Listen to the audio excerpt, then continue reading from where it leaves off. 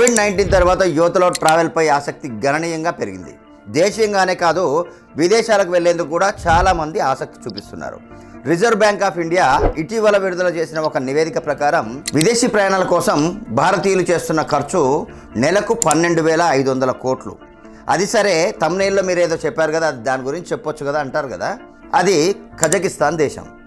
ప్రధాన ఆదాయ వనరు అయిన టూరిజంని పెంపొందించుకునేందుకు భారత ప్రయాణికులకు 14 రోజుల వీసా ఫ్రీ పాలసీని కజకిస్తాన్ 2022లో ఆమోదించింది.